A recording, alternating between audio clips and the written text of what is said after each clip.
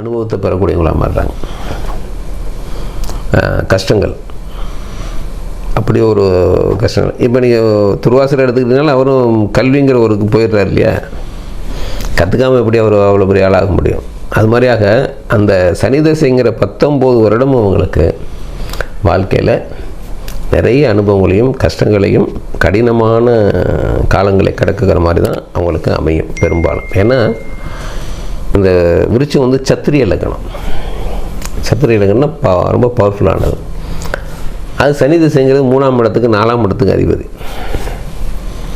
3ஆம் இடம்னா மறைமுகமான எதிரிகளுடைய தொல்லைகள் நிறைய.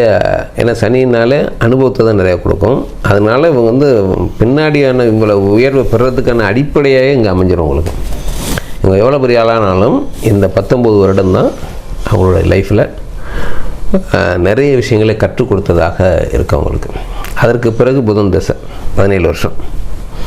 அது 11ஆம் இடத்துக்கும் 8ஆம் இடத்துக்குமான திசை. அது 11ஆம் இடம் ஆசைகள் நிறைவேற்றக்கூடிய இடம்.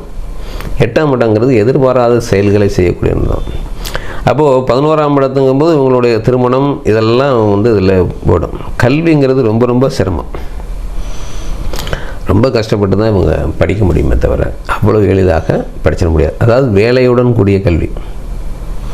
வேலையும் பார்த்து கொண்டு வீட்டு வேலைன்னு வச்சுங்களேன், வீட்டு வேலையும் பார்த்துக்கிட்டு அல்லது தாய் தந்தையருக்கு உதவியாக இருந்துக்கிட்டு விவசாயமோ எது பண்ணாங்கனாலும் வேலையும் பார்த்து கொண்டு கல்வி பயிலக்கூடிய கட்டாயத்துக்கு வந்துடுவாங்க.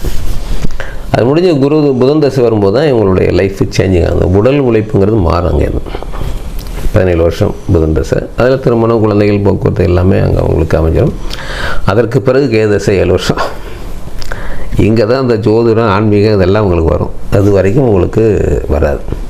ஒரு ஞானத்தை அடையக்கூடிய திசை இது. கிட்டத்தட்ட 37-40 வயசுலேருந்து 47 வயசு வரைக்கும் இது ஒரு விதமான ஞானத்தை கொடுக்கக்கூடிய திசை. அது இவங்களுக்கு இந்த கேதுலாம் எங்கே இருக்குங்கிறது ரொம்ப ரொம்ப முக்கியம். இந்த கேது, சனி, புதன், இந்த திசைகள் நம்ம வரிசையாக சனி, புதன், கேதுன்னு சொல்கிறோம் இல்லை, இந்த கிரகங்கள் எந்த இடத்துல இருக்குங்கிறது ரொம்ப ரொம்ப முக்கியமான. அப்போ உங்களுடைய ஜாதகம் தான் இன்னும் ஐடென்டி பண்ண முடியும், தெளிவாக பார்க்க முடியும். ஆமாம், இது வந்து பொது. இப்போ சனி 2ஆம் இடத்துல இருந்துட்டாருன்னா கல்வி சிறப்பாக அமைஞ்சிடும். 5ஆம் இடத்துல இருந்தாருனாலும் சிறப்பாக அமையும். பாக்கியஸ்தானம் 9ஆம் இடத்துல இருந்தாலும் சிறப்பாக அமைஞ்சிடும். ஆனால் சனி கெட்டு போயிட்டால் இவங்களுக்கு இங்கே கல்வியும் கட்டாயிடும். இது நல்லா இருக்கணும். அதுக்கப்புறம் புதன் தசை, அவரும் நல்லா இருக்கணும். அதுக்கப்புறம் கேது, அவரும் நல்ல இடத்துகளில் இருந்தால் இவங்களுக்கு பிரச்சனைகள் இல்லை, எளிதாக கடந்துடுவாங்க. அதுக்கப்புறம் சுக்கிரதசை வருது. 47 வயசுக்கு பிறகு அவங்களுக்கு சுக்கிரதசை வருது. 20 வருஷம். 7ஆம் இடத்ததிபதி, விரையாதிபதி, 2 கேரக்டர்ஸ். அப்போ வாழ்க்கை துணையின் மூலமாக சில விஷயங்களை அடையக்கூடியவங்க, இல்லை வாழ்க்கை துணைக்காக செலவு பண்ணக்கூடியவங்க, வாழ்க்கை துணையின் மேலே சொத்துக்களை வாங்கக்கூடியவங்க, அந்த மாதிரிலாம் அமையும். அப்போது இது வந்து உங்களுடைய அதற்கு பிறகு சூரிய தசை, சந்திர தசை, செவ்வாய் தசையெல்லாம் வயசான காலத்தில் பெருமை பெறக்கூடியவங்களாக இருக்காங்க. இந்த அனுபவம், இந்த திறமைகள், இந்த செயல்பாடுகள் இதெல்லாமே உங்களுடைய வயதான காலத்தில் பார்த்திங்கன்னா பெருமைக்குரிய நபர்களாக மாறுறாங்க. நான் சொன்னேன் இல்லை, தாத்தா இந்த அதிகாரம் செலுத்துறதுக்கும் ஒரு காரணம் வருது பாருங்கள். அப்போ இவங்களுக்கு வயசு ஆக ஆக இவங்களுடைய பெருமைகளும் யோகங்களும் அதிகமாக வரும். சூரியன், சந்திரன், செவ்வாய் இப்போ 23 ஆண்டுகள் அங்கே அதுக்கப்புறம் வருது அவங்களுக்கு. அதுக்கு பிறகு ராகுதசை. ராகுதசை தான் பெரும்பாலும் இவங்களுக்கு சிக்கலாகும். அப்போ ஒரு 90 வயது இவங்க கடந்து 90 வயதுக்கு மேலே இருக்கக்கூடிய பொசிஷன்லாம் இவங்க கொஞ்சம் சிக்கல்களை சந்திக்கக்கூடியவங்களாக இருப்பாங்க. ராகுதசை கொஞ்சம் எஃபெக்ட் ஆனது தான். இதில் ஒரு வேடிக்கை என்னென்னா, துர்வாச முனிவர், கௌதம முனிவர்னு ஒருத்தர் இருப்பார். இந்த கௌதம முனிவர்கிட்ட தான் வந்து சகுந்தலை வளர்வாள். விஸ்வாமித்திரர் கதை வருப்பாருங்க. இந்த கௌதம முனிவர்கிட்ட சிஷியர்கள் இருப்பாங்க. அவங்க என்ன பண்ணுவாங்க, இவரையே விஸ்வாமித்திரர் அங்கே போவார். ஏன்னா ஒரு நண்பர் வந்து கௌதம முனிவர் இவருக்கு நண்பர் அப்படிங்கிற மாதிரி இவர் போவார். இந்த சிஷியன் கேட்பாங்க, நீங்கள் ரொம்ப கோபக்காராக ஆச்சுமே, நீங்கள் சாபம் கொடுத்துருவீங்களாமே அப்படின்னு கேட்பாங்க. ஆமாம், தவறு செஞ்சால் நான் சாபம் கொடுத்துருவேன், எங்களையும் அந்த மாதிரி கொடுப்பீங்களா அப்படின்னா, இல்லை உங்களை நான் கொடுக்க மாட்டேன் அப்படின்னு வாக்கு கொடுத்துருவார். சத்தியம் பண்ணிவிடுவார், நான் உங்களுக்கு என்னது பலிக்காது அப்படின்வார். அப்புறம் இவங்க சேட்டைகளை இது என்னென்னா பிடி சாபம் சாபம் கொடுத்துருக்கீங்க செல்லா. இந்த மாதிரியும் மாட்டிக்கிறதும் உண்டு. அது வந்து காமெடிக்காக வச்சுருக்காங்க. வாக்கு கொடுக்குறாரு பாருங்க, பீஷ்மர் டச் ஆகிறாரு பாருங்க, டச் ஆகிறாரு. அந்த வாக்கு கொடுத்து மாட்டிக்கிறது பாருங்க. அது அந்த துர்வாச முனிவருக்கு அது பொருந்துறதுனால இது வந்து மகாபாரதத்துக்குள்ளே இருக்கா இல்லையான்னு தெரியாது. அதனால் திரைப்படத்தில் வந்து உங்களுக்கு விஸ்வாமித்திரர் படம் சிவாஜி கணேசன் நடிச்சிருப்பார் இல்லைங்களா, அதில் வந்து வரும் இந்த இது. அது கொஞ்சம் நமக்கு அந்த கேரக்டரோடு ஒத்து போகுங்கிறது அந்த விஷயத்தை நான் சொல்கிறேன். ஸோ அந்த மாதிரி இருக்கும். இன்னும் நிறையா இருக்குது. ஆனால் பொதுவாக என்னென்னு கேட்டிங்கன்னா, இந்த கேரக்டனுடைய உணர்வுகளும் செயல்களும் அவங்களுடைய கோபதாபங்களும் பெருமிதங்களும் வாக்கை காப்பாற்றக்கூடிய தன்மைகளும் இதெல்லாம் வந்து இந்த கேரக்டரோட ஒத்து போகிறதுனால நம்ம இந்த கேரக்டர் எடுத்துருக்கோம். இன்னும் நிறையா இருக்குது, பார்க்கலாம்.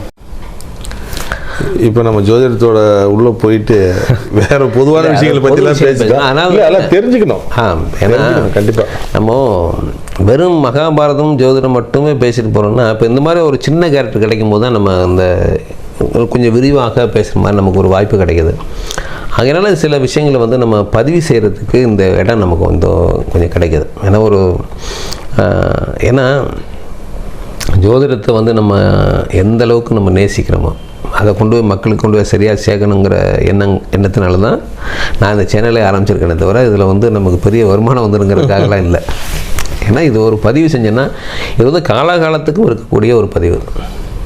இன்னும் 50 வருஷம் கழித்து பார்த்தீங்கன்னாலும் இந்த மாதிரியான கதாபாத்திரங்கள் கண்டிப்பாக இருப்பாங்க, நிச்சயமாக இருப்பாங்க. இது 200 வருடம் கடந்தாலும் இந்த மேம்போக்காக பார்க்காம இவங்க ஏதோ சொல்கிறாங்கன்னு அனலைஸ் பண்ணி அந்த லக்கணத்தை எடுத்து வச்சு அந்த கேரக்டரை யோசிச்சாங்கன்னா, ரெண்டாவது சார் நிறைய பேர் அந்த பிறந்த நேரம் பிறந்த ஒழுங்காக எழுதி வைக்கிறதால அது ஒரு பெரிய சங்கடத்துக்கு உள்ளாகும். முந்தைய காலத்தில் அதை கரெக்டாக சொல்ல முடியாது, தவறு அவங்களுது. ஆமாம். இல்லை நம்ம இங்கே வந்து இப்போ அது எடுக்கலாம், கேரக்டர் வந்து நம்ம அனலைசிங் பண்ணிவிட்டு நான் அப்படி தான் பார்ப்பேன். டைமிங் இல்லைங்க சார், எனக்கு டேட் ஆஃப் பர்த் மட்டும் தெரியும், டைமிங் இல்லை அப்படின்னு சொல்லும்போது என்ன பண்ணுறேன்னா அவங்களுடைய குணங்களை வந்து நான் சொல்கிறேன். நான் இப்போ ஒரு குறிப்பிட்டு சொல்லுவாங்க, சார் அந்த காலையில் பிறந்தேன் அப்படின்னு சொல்கிறாங்க, மத்தியானத்தில் பிறந்தேன் அப்படின்னு சொல்கிறாங்க, சாயங்காலத்தில் பிறந்தேன் அப்படிங்கிறாங்க. அப்போ அதை வச்சுட்டு வந்து அவங்களுடைய கேரக்டர் லக்னம் இந்த லக்னமாக இருந்தால் எப்படி இருப்பாங்க அவங்களுடைய கேரக்டர் வச்சு நான் சொல்லிவிட்டு, இந்த லக்னத்துக்குள்ளே வரீங்க, இந்த 2 ஹவர்ஸுக்குள்ளே நீங்கள் பிறந்திருக்கீங்க, இன்னும் உங்களுடைய கல்யாண தேதிகள் அல்லது உங்களுடைய குழந்தைகள் பிறந்த தேதி இந்த 2 வச்சு நம்ம எங்கே பிறந்திருப்பீங்கிறத இன்னும் துல்லியமாக எடுக்கலாம் அப்படிங்கிற. ஆனால் என்ன கேட்டிங்கன்னா, இந்த மாதிரி ஒரு கேஸுக்காக நாங்கள் என்ன பண்ணோம், ஒருத்தர் வந்து டேட் ஆஃப் பர்த் தான் இருக்குது, நைட்டில் பிறந்தேன் சார், ஏன்னா எப்போ பிறந்தேன்னு தெரியாது எனக்கு அப்படின்னு கொடுத்துட்டாரு. அப்போ வந்து நான் சொல்கிறது 2004 ஜோதிடத்தினுடைய படிச்சுட்டு அனலைசிங்கில் இருக்கோம். அதாவதுன்னா ஜோதிடர் எங்கெல்லாம் ஜாதகம் கிடைக்குதோ அதெல்லாம் போய் பார்க்குற மாதிரி இருந்தால் நண்பர் ஒருத்தர் ஜோதிடர், அவரும் வந்து அவர் படிச்சுட்டார், பிஹெச்டி முடிச்சுட்டு இருக்காரு. நம்ம கேபிஎஸ்சி சிஸ்டங்கிறனால என்ன பண்ணார், நம்மளோட அவர் பழக்க அவர் பழைய முறையை படித்தார், நான் கேபி படித்ததுனால 2 பேரும் கலந்து உரையாடுறோம். மாதத்தில் கிட்டத்தட்ட ஒரு 4 நாள் 5 நாள் போய் கணபதி அக்கரார்னு இருக்குது கும்பகோணத்துக்கு பக்கத்தில், கணபதி அக்கரான்னு சார், அவர் பேர் நமச்சிவாயன் பேர், நல்ல நண்பர். ஒரு பேசினார்னா கொஞ்சம் ஸ்ட்ராங்காக தான் பேசுவார், சாதாரணமாக பேச மாட்டார், ஸ்ட்ராங்காக அடிப்பார், அந்த மாதிரி உள்ளவர். எங்கள் 2 பேர் நட்பு என்னென்னு கேட்டால் இந்த ஜோதிடம் பற்றி தான் பேசுவதை தவிர வேறு எதுவும் கிடையாது. காலையில் எந்திரிக்கிறதுலேருந்து நைட்டு படுக்கிற வரைக்கும் ஜோதிடம் தான் பேசுவோம். அந்த மாதிரி நேரத்தில் ஒரு நண்பர் வந்து இந்த மாதிரி கொடுத்தாரு. எனக்கு டேட் ஆஃப் பர்த் மட்டும்தான் இருக்குது, நான் எங்கே போன இந்த நேரம் தெரியாது அப்படின்னாரு. நான் உங்களால் கண்டுபிடிக்க முடியுமான்னு கேட்டார். எங்கள் 2 பேரும் ஏதாவது இந்த மாதிரி ஒன்று கிடைச்சா ரொம்ப நல்லா மறந்துருந்தேன். சரி, எங்களுக்கு ஒரு 2 நாள் டைம் கொடுங்க, உங்களுடைய கல்யாண டேட்டு கொடுங்க, உங்களுடைய முதல் குழந்தை பிறந்த டேட்டை கொடுங்க அப்படின்னு சொல்லிட்டு உட்காந்து 2 நாள் ஆராய்ச்சி பண்ணி ஒரு 10 கொஸ்டின் வந்து நாங்கள் எடுத்தோம். என்ன எடுத்தோன்னு கேட்டிங்கன்னா, நீங்கள் காதல் திருமணம் பண்ணியிருக்கீங்க, உங்களுடைய தந்தையும் காதல் திருமணம் பண்ணியிருக்காரு அப்படின்னு சொல்லி, அவருடைய உங்கள் குழந்தை பிறந்திருக்கிறது, நீங்கள் வெளிநாட்டில் தொழில் பண்ணுறவர், உங்களுடைய வாகனம் நீங்கள் வந்த வாகனம் உங்களுடைய பேரில் இருக்காது, இப்படியெல்லாம் ஒரு 10 கொஸ்டினை ரெடி பண்ணி மிட் நைட்டு 12:45க்கு பிறந்து தான் நாங்கள் எடுத்திருக்கோம்.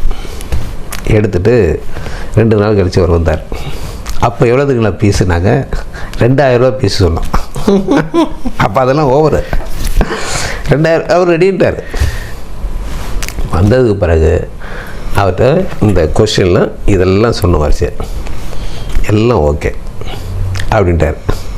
அவங்க அப்பா இப்போ அவர் தம்பி பேரில் தான் வண்டி இருக்குது.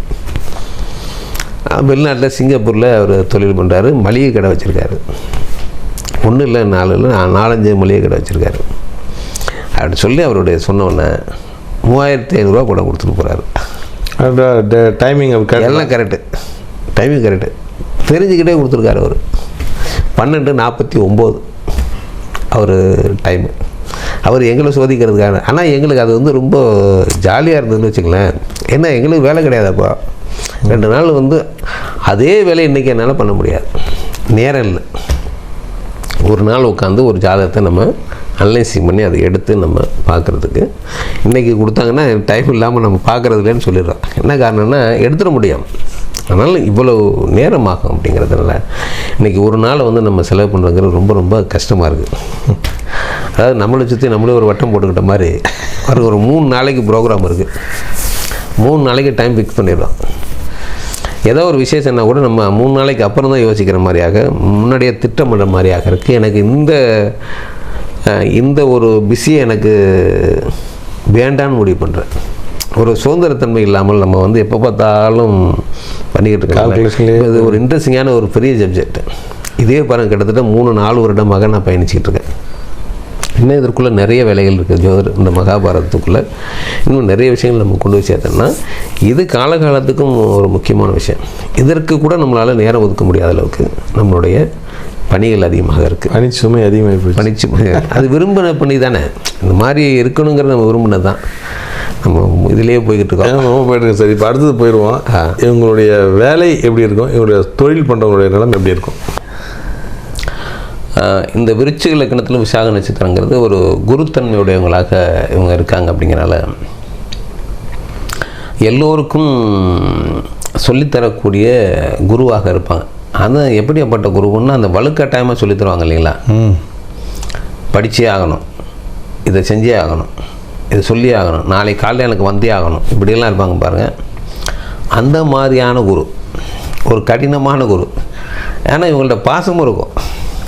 அபரீதமான பாசத்தையும் கொட்டுவாங்க, அதே மாதிரி அபரீதமான கோபத்தையும் கொட்டுவாங்க. ரெண்டையுமே ஒரு ஆளால் தாங்க முடியாது. அந்த மாதிரியாக ஒரு விலை மதிக்க முடியாத ஒரு வரத்தை கொடுக்குறாரு இல்லையா.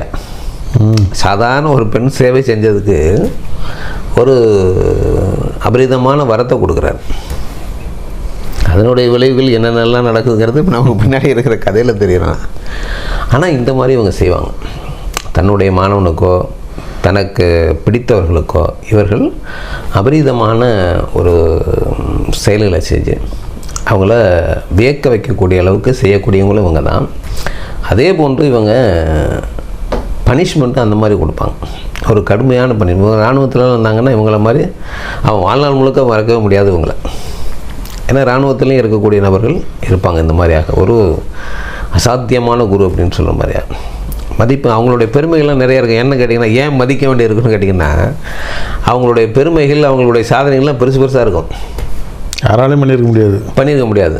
அப்போ அந்த மாதிரி ஒரு குருவாக நின்று அவர் வந்து ஒரு லீட் பண்ணுறாரு அப்படின்னு கேட்டிங்கன்னா, அவருக்கு கட்டுப்பட்டு தான் ஆகணுமே தவிர அவர் ஒன்றுமே செய்ய முடியாத மாதிரி இருக்கும். அந்த மாதிரியாக இருக்கக்கூடிய நபர்கள் இராணுவத்தில், போலீஸ் துறையில் அல்லது அரசில் ஒரு உயர் பதவியில் இருக்கிறவங்க, அமைச்சராக இருக்கிறவங்க, இந்த மாதிரியாக நிறைய ஒரு